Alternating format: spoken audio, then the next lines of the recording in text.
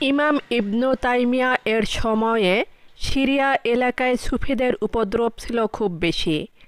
তারা কারামতের নামে বিভিন্ন ভেলকিবাজি দেখিয়ে মানুষকে পথভ্রষ্ট করত ও তাদের গোলামিতে আবদ্ধ করত। দেশের নেতৃবৃন্দ ও সমাজপতিরা ছাড়াও হাজার হাজার সাধারণ লোক তাদের ধোঁকার জালে আবদ্ধ হয়ে পড়ে। সুফিরা নিজেদেরকে বিশেষ ক্ষমতার অধিকারী এবং আল্লাহর বিশেষ অনুগ্রহপ্রাপ্ত বলে মিথ্যা দাবি করত। তারা আগুনের মধ্যে প্রবেশ করত কিন্তু পুড়ত না। এই কারণে লোকেরা ভাবত এইসব সুফির শীর্ষ হতে পারলে জাহান্নামের আগুন থেকে রক্ষা পাওয়া যাবে।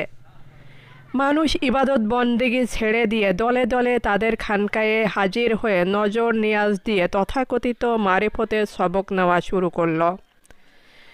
গুমরাহির এই স্রোত ঠেকানোর জন্য ইমাম ইবনু তাইমিয়া সিরিয়ার বাদশার নিকট উপস্থিত হয়ে বললেন, হে বাদশাহ, আমি এই সুফিদের চ্যালেঞ্জ করছি, আপনি ওদের হাজির করুন। বাদশাহ বললেন, ওরা তো বলে যে ওদের এক ধরনের হাল নয়, যার কারণে ওরা আগুনে প্রবেশ করলেও অক্ষত থাকে। শরিয়তপন্থী কোনো ব্যক্তি এ কাজ করতে সক্ষম নয় বলে ওরা দাবি করে থাকে। ইমাম তাইমিয়া বললেন, আমিও আগুনে প্রবেশ করব, তবে একটা শর্ত আছে, যেটা ওদের সাথে চ্যালেঞ্জের মোকাবিলায় গিয়ে বলবো। আপনি ওদের নেতাদের হাজির করুন। বাদশাহ সুফি সম্রাটদের দরবারে হাজির করলেন। যথাসময়ে সুফি সম্রাট তার সাথী শাহেখ খলিফা সাইয়েদ আহমদ ও শাহেখ হাতেম প্রমুখকে নিয়ে উপস্থিত হলেন। অতঃপর তারা তাদের টেকনিক অনুযায়ী প্রথমে অনেকগুলো মারিফতি কসরত করলেন। তারপর হাল হলো, এরপর সুফি সম্রাট আগুনে প্রবেশ করতে উদ্যত হলেন।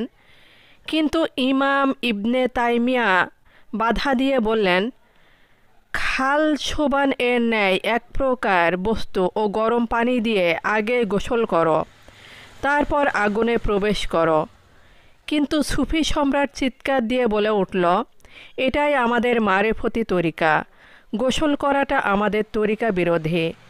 ইবনু তাইমিয়া বললেন, আচ্ছা ঠিক আছে, তাহলে মোমবাতির আগুনে কেবল তোমার আঙ্গুলটি পোড়াও, আমিও আঙ্গুল পোড়াবো।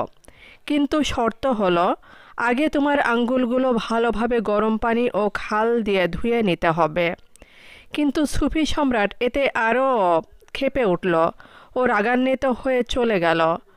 তখন সমবেত হাজার হাজার জনতার উদ্দেশ্যে ইমাম ইবনু তাইমিয়া বললেন, আসল রহস্য হলো এই যে এরা হাতে পায়ে ও সারা দেহ কিব্রতি নামক এক প্রকার তেল মর্দন করে, যা আগুন থেকে দেহকে রক্ষা করে।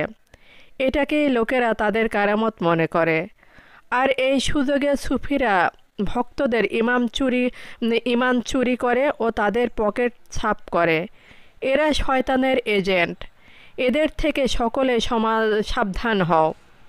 তিনি বললেন, যদি কেউ অলৌকিকতা দেখিয়ে আগুনে প্রবেশ করে বা আকাশে ওড়ে বা পানিতে হেঁটে বেড়ায়, তাতে বিস্ময়ের কিছু নেই। কেননা বড় দাজ্জাল আকাশকে বলবে, পানি বর্ষণ করো, তখন বৃষ্টি হবে। মাটিকে বলবে, উৎপাদন করো, তখন বিভিন্ন গাছ জন্মাবে।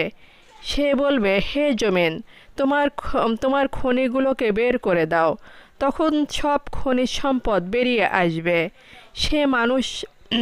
সে মানুষ হত্যা করবে, তারপর বলবে, উঠে দাঁড়াও, তখন সে পুনরায় জীবিত হয়ে উঠে দাঁড়াবে। অতএব হে জনগণ, অলৌকিকভাবে কোনো শিক্ষা নেই। প্রকৃত শিক্ষা হলো এ বিষয়ে যে মানুষের কাজকর্ম কুরআন ও সুন্নাহ মোতাবেক হচ্ছে কিনা। কুরআন ও সুন্নাহ হলো সব কিছুর মাপকাঠি। ইবনু তাইমিয়া এর এই সাহসী পদক্ষেপের ফলে হাজার হাজার মানুষ মারিফতের ধোঁকা থেকে মুক্ত হলো এবং পুনরায় কুরআন ও সুন্নাহর পথে ফিরে এলো।